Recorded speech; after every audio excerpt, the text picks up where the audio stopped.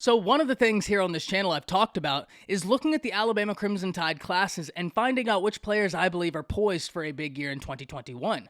We started with the freshmen and divided it into two different groups, the early enrollees and the summer enrollees. Then we took a look at the sophomores because there are a ton that are poised for massive seasons for the Crimson Tide. But today I want to take a look at the juniors, the guys that are draft eligible this year, because there are a lot of names we need to focus on. And before we hop into all that, y'all know the drill. I want to hear from y'all. Hop down to the comments, give me a Y for yes or an N for no. Do you believe once again that the Crimson Tide will be well represented in the NFL draft? And then let me know which juniors you're looking to headline that event for Alabama. And if you're new to the channel, be sure to subscribe, hit that bell notification, because I do constant college football content and you don't want to miss any of it. And if you enjoy that content, be sure to like, comment down below. Those interactions are massive to content creators such as myself. But just as I did with the sophomore video, I want to kick this off with honorable mentions. And the honorable mentions, all guys that are incredibly talented. If you give them an opportunity, could turn it into a big season, but because of depth in front of them or because of position battles, it's kind of hard to peg that right now.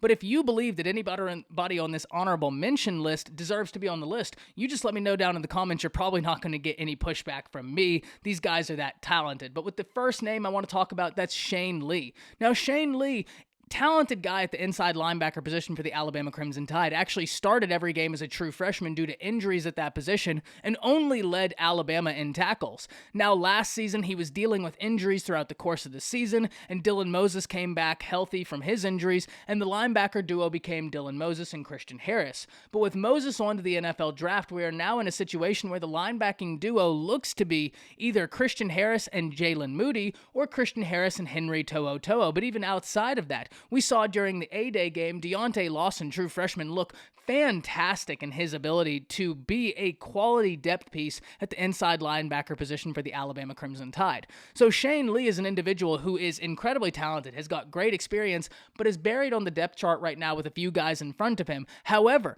the thing we need to realize is that the inside linebacker position is one that you always want quality depth, and that's exactly what the Alabama Crimson Tide have. The future of the inside linebacker position is in great hands for the Alabama Crimson Tide. I think we can all sleep very easy with that in mind. The other group of honorable mentions I want to get to are a few guys I'm going to lump all into one, and that's the offensive line unit of Pierce Quick, Amari Kite, Darian Dalcourt, and Tanner Bowles. Now, the reason is because there are two positions on this offensive line that are up for grabs, and a lot of talented guys that are currently trying to get those two positions. I could see a few different possibilities happening along this offensive line, which is why it's kind of hard to narrow down which will be the guy. But I don't think any of us would be surprised to see a name from this list be featured on that offensive line unit this coming fall for the Alabama Crimson Tide. All of these guys are incredibly talented, all these guys very highly regarded, and they are all adding into this mantra of iron sharpens iron that we all love so much at the Alabama Crimson Tide. So because of that, all of these guys make the honorable mention list on the offensive line. Now, similarly on the defensive line, because the Alabama Crimson Tide is so loaded in their defensive front, this is going to be a lot of rotation along this defensive front, and because of that, guys such as Aboigbe, DJ Dale, King Wakuda are all guys I'm looking to have big seasons, but are going to be doing so in rotational capacities, and that's why this group right here was really hard to pin down. Now, DJ Dale almost made this list, but at the last minute, I decided to switch Byron Young for DJ Dale because Byron Young was really productive, and if you look, he was actually one of the more productive defensive linemen for the Crimson Tide last season, and I think he's going to build on that heading into this season, but we're going to talk about Byron Young coming up.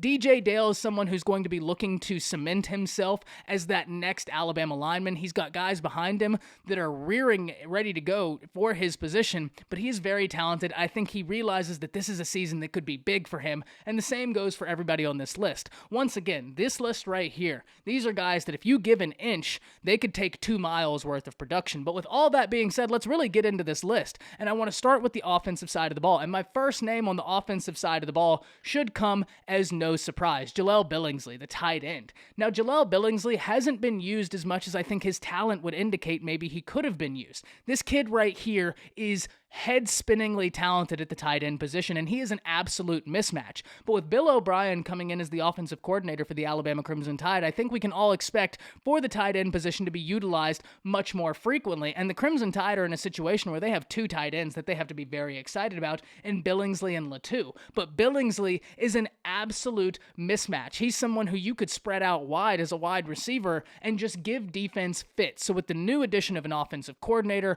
a new quarterback, one of the things, if you are an OG to this channel, you always hear me say, if you want to ease your quarterback in, great running back play, great tight end play. It can be a quarterback's best friend, and luckily for Bryce Young, he has both of that. So Jaleel Billingsley is my first guy. My next guy on this offensive list is Will Reichard. Yes, a kicker, I know. And I know that that might sound minuscule, but if you're an Alabama fan, you know the kicking woes and how important a kicker can be. Will Reichard had a phenomenal year last year. That's just going to look to continue into this year, and because of that, I put him on this list because the Crimson Tide, that's the one area where they've had woes is in the kicking game, and he looks to solve that. My next guy on this list, Trey Sanders. Trey Sanders, coming in at the number 6 recruit overall in his respective recruiting class, has had an unfortunate career thus far at the Alabama Crimson Tide, breaking his foot year 1. Last year, right when he looked to have everything going and had a great game, he was in a car accident that was incredibly unfortunate that sidelined him for the rest of his time. But all this young man has done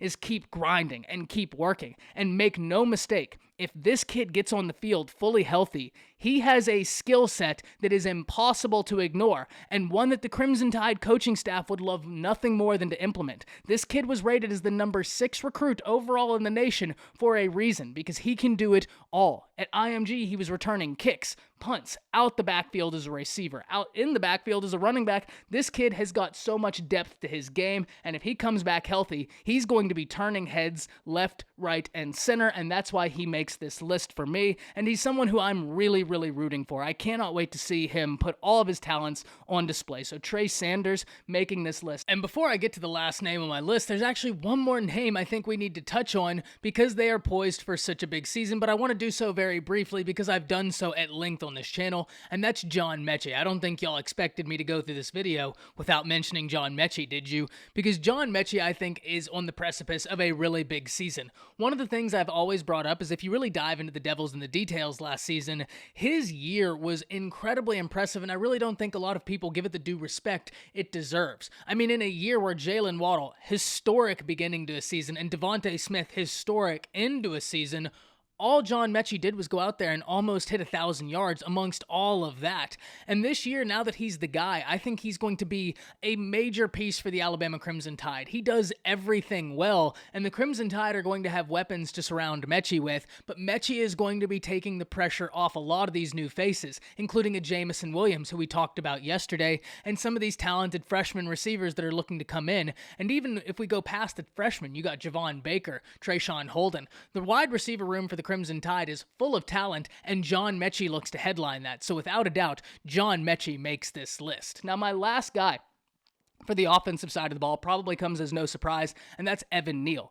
Evan Neal looks to be the centerpiece for the offensive line going into 2021. He looks to be the guy that we can hang our hats on, the guy that has so much talent. Remember, there is a possibility that if J.C. Latham and Tommy Brockermeyer also start on this offensive line for the Alabama Crimson Tide, the Crimson Tide will have 3 offensive linemen that were featured within the top 10 of their respective recruiting classes all along that offensive line, which would be absolutely insane. But Evan Neal looks to be that guy to continue the lineage of Alabama Crimson Tide offensive linemen going on to have successful careers in the NFL. I mean, you listen to scouts talk about him, and they point out all of the upside this kid has. Now, there's still growth in Evan Neal's game. There's some consistency that needs to come, but I have all the faith in the world in Evan Neal being able to make up that growth and make up that consistency because he has the ability, and now you introduce him to Doug Marrone, who has always been a great offensive line coach, was an offensive line coach in college in the NFL, and then was a head coach. He knows what it takes to be successful, and I think that that's going to be a match made in heaven. Evan Neal is going to be a huge piece for the Crimson Tide in 2021, especially with all that they look to replace. Evan Neal is such an important piece along this offensive line, and because of that, such an important piece to the offense and the Crimson Tide as a whole. But now let's hop into the defense, because the defense, though they don't have as many guys, that doesn't diminish the importance, and I want to kick it off with Byron Young. Now, Byron Young, I talked about in the honorable mention, almost was on that honorable mention list until I looked at the stats and was really getting an idea, and I saw that he was very productive from that defensive front position. He's somebody who I think is going to be taking advantage completely of any opportunity given to him, and he's poised for a big season. Now that more of those positions have opened up and he's going to be asked to play a bigger role, I think Byron Young is a name I can't wait to see. Really excited to see what y'all think about Byron Young, because he was surprisingly productive in his capacities last season, and I think that's going to continue in a big way this season, and I think he's poised for a big year. And I've actually said that before, that when I've watched film, he stood out to me. Can't wait to see what he does this year. But now I want to talk about some defensive backs, starting with DeMarco Hellams. Now, DeMarco Hellams is in a position battle right now with Daniel Wright, but one I think most of us expect him to win. Not only do we expect him to win, but we have heard rave reviews coming out this summer about this young man. This is an individual who is not afraid to lay the wood. This kid right here we saw in the spring game, anytime a ball came near him, he was looking to make sure that receiver felt his presence so that the next time they ran over the middle, there was a second guess. That's the type of the physicality that the Alabama Crimson Tide would love to add into this defense, and that physicality is exactly why I think he's poised for a big season. DeMarco Hellams is a name that I think we're all going to be very excited to watch play come the midpoint of this next season, and because of that, he makes my list. But he's not the only defensive back, and in fact, the next defensive back I want to talk about is Jordan Battle. Jordan Battle was third in the team in total tackles last season for the Alabama Crimson Tide and had 1 interception, but he looks to expand upon that this year. He is now the dude in that secondary because Pat Surtain is gone. I understand Josh Jobe has been there, but Jordan Battle playing that safety position is going to be asked to do a lot for the Crimson Tide as far as making sure everybody is in the right position, and he is going to be looking to have a big year. And I think Jordan Battle is an individual who we can count on to make big plays for the Alabama Crimson Tide. He had 1 interception last year. I think he'll probably have more than that, but he is someone who is going to be a cornerstone for this defensive secondary for the Crimson Tide. But my last guy we need to talk about on defense probably comes as absolutely no surprise at this point, and that is Christian Harris, the man who led the Crimson Tide in tackles during his campaign last season. Christian Harris is phenomenally talented. When he was coming out of high school, he played a bit of everything, from cornerback to DB. I mean, you name it, they asked him to do it, and that's why when you watch him play, he has the ranginess of a DB, but he has the body of a linebacker. He is a really important piece for the Crimson Tide because now he is the quarterback of this defense, but not only is he the quarterback of the defense, he has all the capabilities to do it at an elite level. I mean, this kid right here, I think, is about to take over the SEC and is about to put the SEC on notice to just how talented he is. He has the sideline-to-sideline speed and ferociousness that the NFL and college football are clamoring for now. This kid has got it. He's got that it factor that the NFL's looking for. I mean, last year, Christian Harris actually got an interception while covering a tight end. That is how talented and how deep his ability is. He's able to do so much for the Crimson Tide that when you look at him now, and he is the quarterback of that defense now that Dylan Moses has moved on to the NFL, his role will get bigger, and there's no doubt about that, but I believe that his production will match that role. And I think he's going to be a linebacker that NFL scouts are looking at all year long, and he is poised for such a big year. He's going to be such a big piece for this Crimson Tide defense that already looks to be ferocious. I mean, this defense has got a bunch of dudes on it, and he looks to be the dude in a room full of dudes. So I think Christian Harris is poised for a massive year, and I think he's someone the NFL scouts are going to be clamoring about come time for the draft. But now I want to hear from y'all. Which guys do you think are poised for massive years this upcoming season in 2021? Which guys do you think are going to headline the NFL draft for the Crimson Tide